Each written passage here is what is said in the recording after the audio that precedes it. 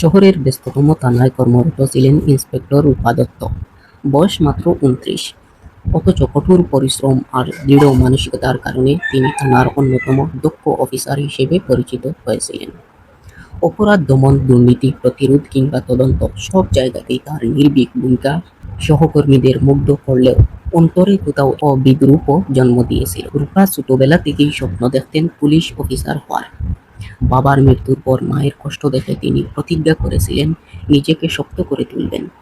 আর আজ তিনি সফল। কিন্তু সেই সাফল্যের মাঝেই তার জীবনে আসতে চলেছে নতুন অধ্যায়, বিয়ে।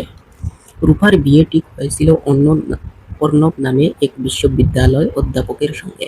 অর্ণব মেধাবী, উদারমনা এবং সবচেয়ে বড় কথা, রূপার পেশার প্রতি তার গভীর শ্রদ্ধা ছিল।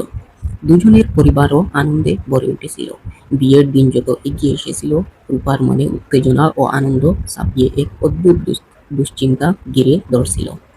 কারণ সহকর্মীদের আচরণ, থানার কয়েকজন অফিসার বারবার ঠাট্টা করেছিলেন, তোর স্বামী তোকে সামলাতে পারবে তো? আজ থেকে থানায় নয়, ঘরেই হুকুম চলবে। আসামি মারার বদলে এখন কবে খুন্তি হাতে রান্না করবি? রূপা প্রথমে হেসে উড়িয়ে দিতেন, কিন্তু ভিতরে ভিতরে এই কটাক্ষগুলি তার হৃদয়ে কাঁটার মতো বিঁধছিল। অবশেষে এলো সেই বহুল প্রত্যাশিত দিন। বাড়ি সাজানো হলো আলো, ফুল আর হাসির রঙে।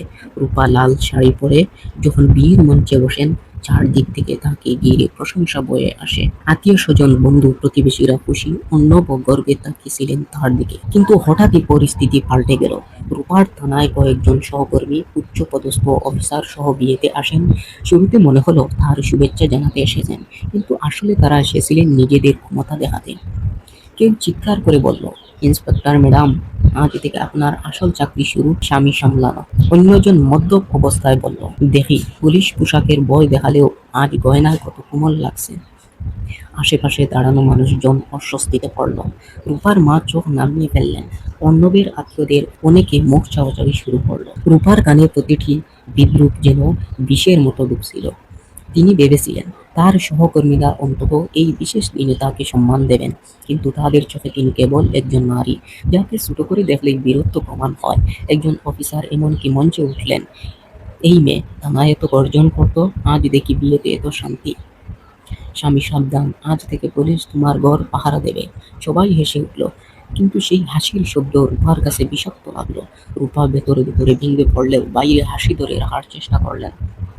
তার চোখে জল এসে যাচ্ছিল, কিন্তু নববধূর সাজে এই অশ্রু তিনি লুকিয়ে রাখলেন।